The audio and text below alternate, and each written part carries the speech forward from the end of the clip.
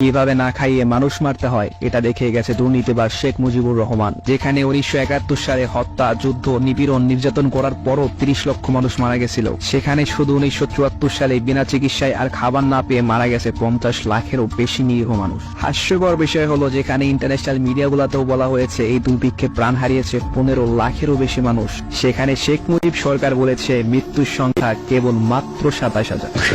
Not correct. Then 27,000 people could have even died. কিন্তু বাস্তবে তার সংখ্যা ছিল 50 লাখেরও বেশি। ইতিহাস সম্পর্কে তোমরা কতটা অজ্ঞ সেটা আমার জানা নেই, কিন্তু তোমরা যে বাংলাদেশ ও বিশ্ব পরিচয় বই থেকে ইতিহাস সম্পর্কে জ্ঞান ধারণা নিয়েছ, সেই ইতিহাস বইয়ে 74-এর দুর্ভিক্ষের বর্ণনা তো দূরের কথা, 74-এর দুর্ভিক্ষের নাম পর্যন্ত মেনশন করা হয় নাই। তবে শেখ মুজিবুরের ভারত সফর ও ইন্দিরার কুটকিচাটার ছবি সেখানে একদম প্রথম পেজে দেওয়া রয়েছে। চলো একটু নজর দেই 74-এর সেই ভয়াবহ দুর্ভিক্ষের দিকে। দেশের মানুষ তখন মনেই করতে পারছিল না যে তারা সর্বশেষ কবে ভাত খেয়েছিল।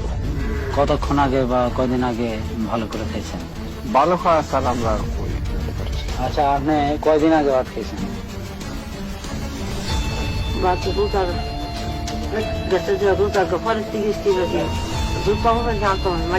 রোজা কয় মাস হবে?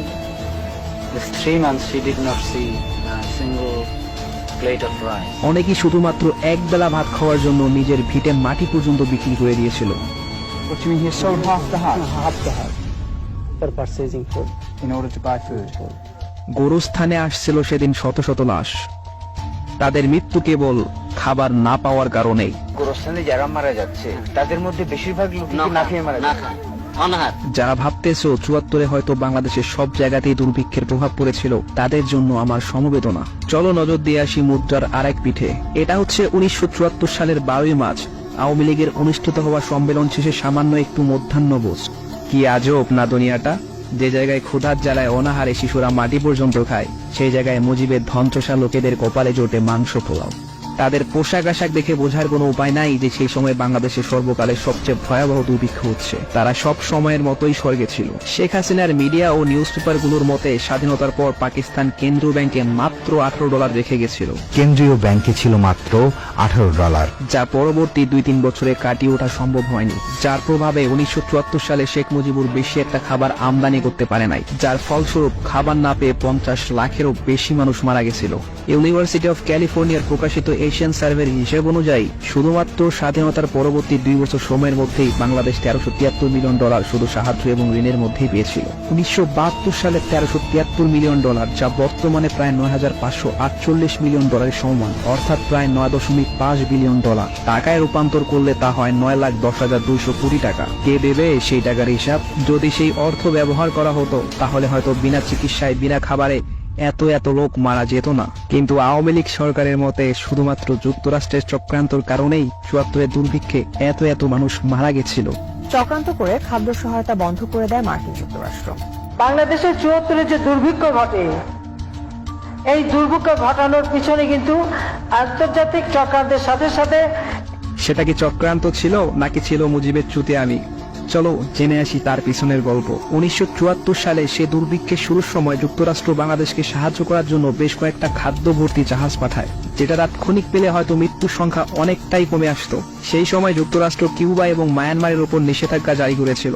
মুজিবুর রহমান সবটা জানা সত্ত্বেও কিউবাতে চটের বস্তা রপ্তানি করার সিদ্ধান্ত নেয়, ব্যাস, যার ফলে অন্তিম মুহূর্তে যুক্তরাষ্ট্র তার পাঠানো জাহাজগুলো ফেরত নিয়ে নেয়। যুক্তরাষ্ট্রকে খোঁটা মেরে তার থেকেই সাহায্য ভিক্ষা চাওয়ার মতো চুতিয়ামি হয়তো মুজিবুর রহমান ছাড়া আর কেউই করতে পারবে না। এই ঘটনার কিছুদিন পর যখন বাংলাদেশের অবস্থা আরো খারাপ হতে থাকে, তখন WHO বাংলাদেশকে তৎকালীন $10.5 বিলিয়ন সমমূল্যের খাবার পাঠায় এবং ওয়ার্ল্ড ব্যাংক বিনা সুদে 50 মিলিয়ন লোন দেয়।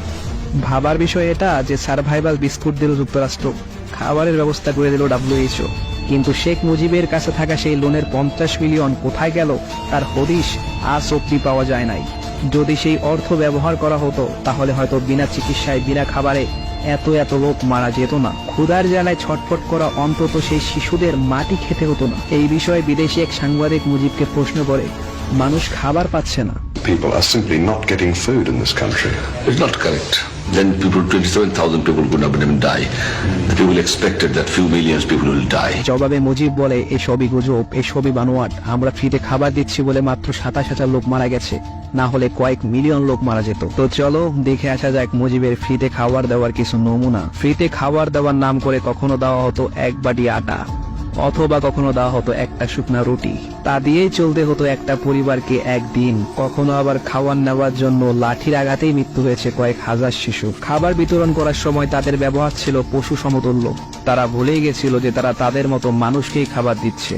এখন ভাবতে পারো, মাত্র এক বাটি আটা আর শুকনা রুটি, বিদেশি সাহায্যের দেওয়া সেই মিলিয়ন ডলারগুলা গেল কই? তুমি ভাবতে থাকো, ততক্ষণে আমরা ঘুরে আসি শেখ জামালের বিয়ে থেকে। বলা হয় তার বিয়েটা নাকি ছিল একদম সাদাসিধে, অথচ টাইমস অফ ইন্ডিয়ার একটি রিপোর্ট অনুযায়ী শেখ মুজিবুর রহমান শুধুমাত্র তার বড় ছেলের বিয়েতেই খরচ করেছিলেন 18 মিলিয়ন। তার আর এক ছেলে শেখ জামালকে তুলে দিচ্ছেন সোনার মুকুট। এখন ভেবে দেখার বিষয় হলো, সদ্য স্বাধীন হওয়া দুর্ভিক্ষ চলাকালীন একটা দেশের প্রধানমন্ত্রীর কাছে এত টাকা কিভাবে থাকে? এখন আমি আশা করতেছি আওয়ামী লীগের ধন্ত্রসা লোকগুলা তার হিসাব মিলাতে না পারলেও টিম জায়াজের অডিয়েন্স তা ঠিকই পেরেছে। এই জন্যই হয়তো মেজর ডালিম তার পুরো পরিবারকে রফা দফা করার পর সর্বপ্রথম তাকে দুর্নীতিবাজ বলেছিল। মেজর ডালিম বলছি, শেখ মুজিব ও তার খুনি দুর্নীতিবাজ সরকারকে উৎখাত করা হইয়াছে। এখন ভেবে দেখো, যে লোকটা নিজের দেশের দুর্ভিক্ষ চলাকালীন অনুদানগুলো নিজের ব্যক্তিগত স্বার্থে ব্যবহার করে হাজার হাজার শিশুকে মাটি খাইয়ে মারে, তোমরা কি তাকে মানুষ হিসেবে বিবেচনা করো? প্রশ্ন রেখে গেলাম।